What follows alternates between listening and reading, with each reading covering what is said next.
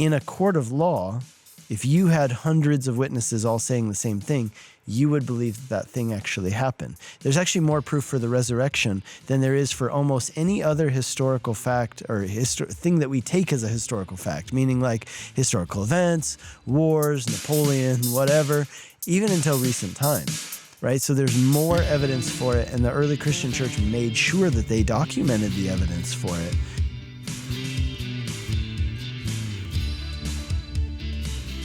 Hey, welcome to Whitefields Community Church Sermon Extra. Great to have you with us this week. And we have just come through our Easter weekend with Good Friday, and then we had a great family event on Saturday, and then, of course, Resurrection Sunday with an amazing sunrise service. And if you were a part of that, it was just a joy to be able to worship together with you and just kind of go through, from agony of Good Friday to the joy and rejoicing in the resurrection. And so this week we finished up our series called Jesus Is, and the I am statements that Jesus made throughout the Gospel of John. And this week we finished with Jesus Is, or Jesus said, I am the resurrection and the life. And so if you missed any of our services, we have a Good Friday up there, and we also have our Resurrection Sunday services, whitefieldschurch.com. You can find them up there and download them. And, of course, YouTube and Facebook and of course, all of your favorite streaming platforms. And if you're watching this on YouTube or, you're listening on your podcast, go ahead and give us a rate and a review, a thumbs up, a like, subscribe, whatever it might be, and share it with somebody that you might feel that needs to hear the message of the resurrection and what it means for us as Christians, and just might be that final thing that they need to hear to put their faith in Christ. And so, whitefieldschurch.com, please like, subscribe. It certainly helps us, boost us in the ratings when people are asking questions about who is Jesus, and we can say, you can be able to give them Christ-centered and gospel-centered answers to those questions. And so I'm here with Pastor Nick Cady, pastor of Whitefields Community Church. And, as we looked at Sunday, Jesus is the resurrection and the life. And I just wanted to start out with 1 Corinthians 15, just kind of to walk into our conversation today. And it says, now if Christ, starting verse 12, now, if Christ is proclaimed as raised from the dead, how can some of you say that there is no resurrection of the dead? But if there is no resurrection of the dead, then not even Christ has been raised. And if Christ has not been raised, then our preaching is in vain, and your faith is in vain. And so for us as Christians, everything is about the resurrection. Everything is about Sunday. Our entire hope is built on the fact that Jesus came and Jesus was raised. And so we just want to kind of talk about that. There's some pushback from people. It's like, well, Jesus didn't really raise from the dead, or, as I think I talked about my driver when I was living in Syria, and he's like, he's a Muslim, I'm a Christian. He's like, well, we're brothers, in the faith, and we just disagree about the cross thing and what happened there on the cross. And, for us, that is without the cross, as Paul says, our faith is in vain. And so we just want to kind of talk, what are some of the things that there's some of the pushback as to the resurrection, like it didn't really happen, or it might have happened, but it didn't happen this way or that way. So what are the things we can talk about? Yeah, and these theories obviously are by people who don't believe in the literal resurrection of Jesus.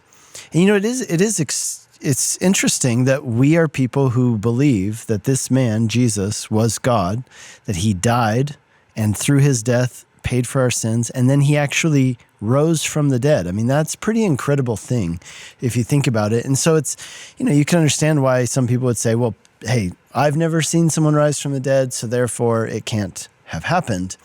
It defies the laws of nature and science. Of course it does. I mean, that's the nature of a miracle. That's what we're believing in. But it's been said that, hey, if you can believe the first verse of the Bible, then the rest should be okay too, right? So if God created the heavens and the earth, if everything that was created by God out of nothing, then can God do other things? Of course he can. So clearly, this is not just a new thing. It's not just like people have been wondering if the resurrection really happened like starting in the last 20 years. No. This is something that even from the early days of Christianity, people said, okay, I'm a Christian, I follow Jesus, but I don't believe in life after death. I don't believe there will be a literal resurrection. And Paul is saying, you can't have it both ways. We are people who believe this is what it means to be a Christian. We believe that Jesus rose from the dead, and without the resurrection, there is no Christianity. There is no Christian hope. And what are you doing? You're just living a moral life so that one day you're going to die? Well, why waste your time, doing that if you're just going to die anyway? And that was a big part of what we talked about on Sunday, right? It's a stationary bicycle otherwise. You're just spinning your wheels until you fall off and die. And if that's all life is, that's incredibly depressing, and there's really no reason to continue beyond the momentary hopes. And if your life doesn't have those momentary joys, then what is the point? But we have something beyond that. Okay, so to answer your question, what did people think happened? Well, some alternate theories have been proposed. Probably the one that has the most traction is what's called the swoon theory, which is essentially that Jesus got crucified, but he didn't really die. He was just passed out because of the pain. So then in the coolness and dampness of the cave, he was revived. He felt great, rolled away his own stone, just kind of walked right out, karate chopped the guards, and did just fine on his own, just walking around. There's a lot of problems with that. Here's the main problem. Nobody who knew anything about crucifixion would ever have believed that. Like crucifixion, they made sure you were dead. And the way they made sure you're dead, John's gospel tells us, they stabbed Jesus in the heart, right? So they went around and they had to make sure everybody was dead. So with the other guys, they broke their legs to make sure that they would suffocate. With Jesus, they saw that he was dead. So instead of breaking his legs, they stabbed him through the heart. And the liquids that came out, water and blood, showed that he had already deceased, the way that happened. Okay, so again, nobody who was familiar with the practice of crucifixion believes that it would be possible for you to recover from it and recover to the point where you were able to just, go walking around and things like that. Okay, the other theory would be that Jesus his body was taken by his disciples. And that theory was actually the one propagated by the Romans. It says in Matthew's gospel that the Romans were going around saying that Jesus' disciples had stolen his body. This is how the Romans explained it, which tells us one thing, that it wasn't in the Romans' interest. Because here's another theory. So somebody took it. Was it Jesus' disciples? Was it the Romans who just took it and they didn't tell anybody where they took it? Well, it can't have been the Romans. The Romans wanted to get rid of Christianity.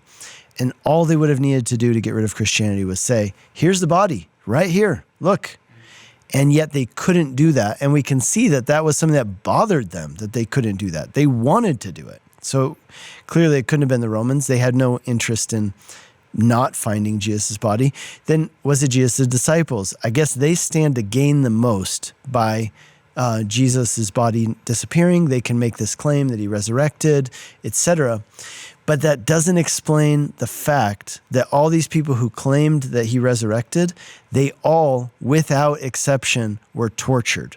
They were all tortured. And you might say, okay, one crazy person might be willing to suffer and die for something that is not true. And they know it's not true. Okay, but this many people, and not just when you're suffering, but your family's suffering, your children, your spouse, etc. And then you have all these claims of people who claim that they saw Jesus alive. Like in a court of law, if you had hundreds of witnesses all saying the same thing, you would believe that thing actually happened. There's actually more proof for the resurrection than there is for almost any other historical fact or thing that we take as a historical fact, meaning like historical events, wars, Napoleon, whatever, even until recent times. Right? So there's more evidence for it, and the early Christian church made sure that they documented the evidence for it because they understood this is not like a normal thing that happens, right? So this actually takes some faith. It takes some believing to accept that this happens. So those are the main theories. There are a few other really fringe ones that are probably not even worth mentioning, but those are the kind of the main theories.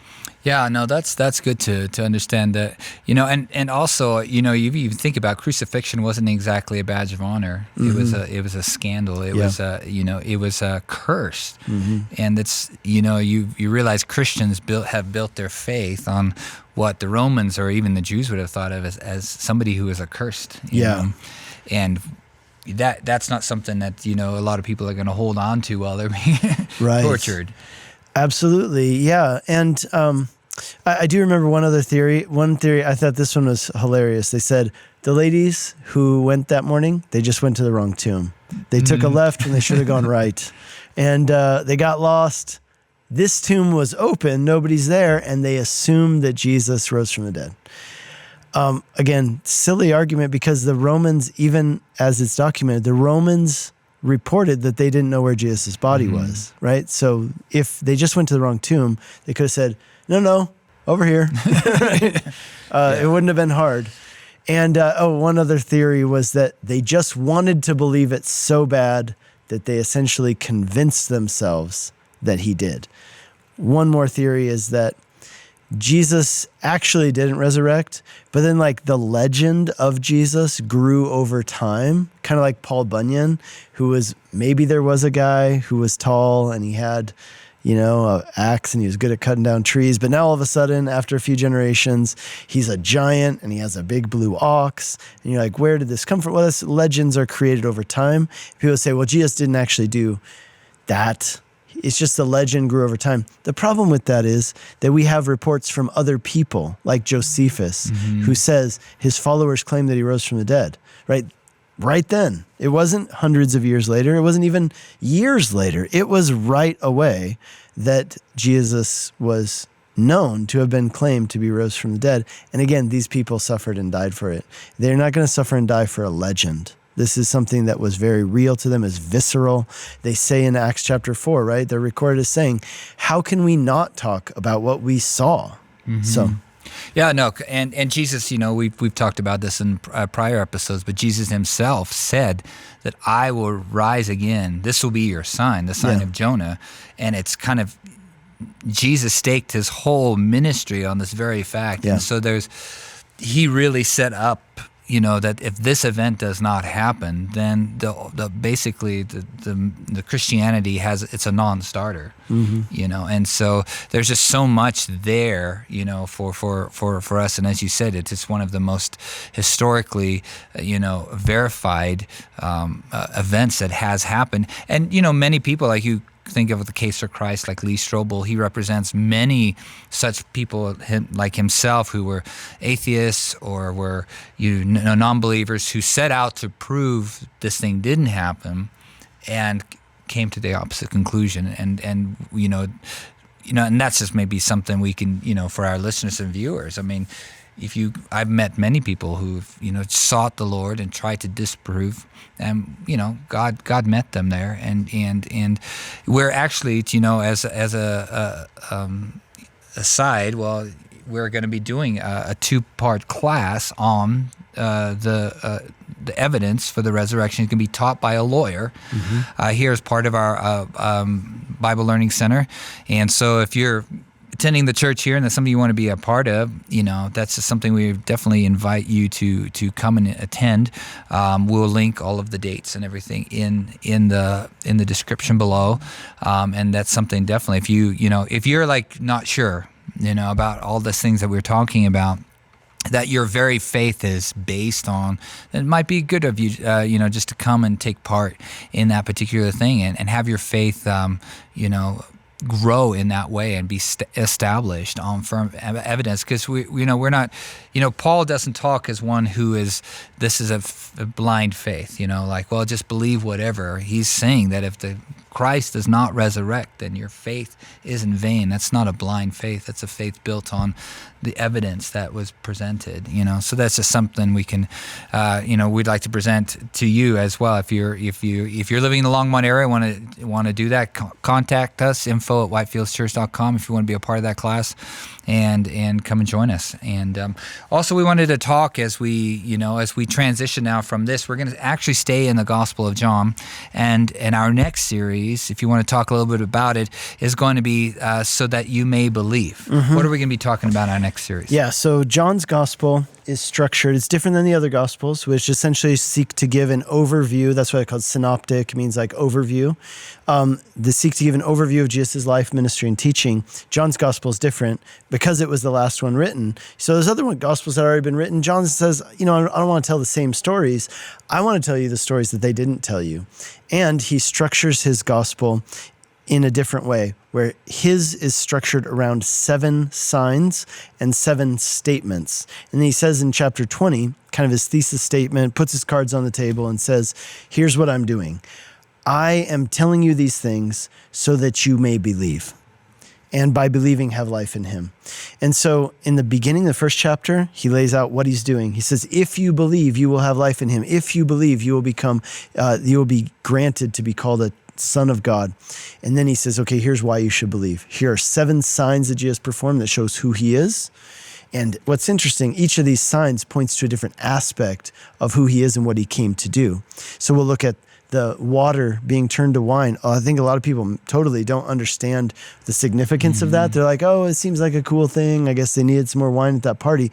No, it's a very important Old Testament picture that Jesus is fulfilling by doing that. And if you don't understand that, you can't understand why this sign matters.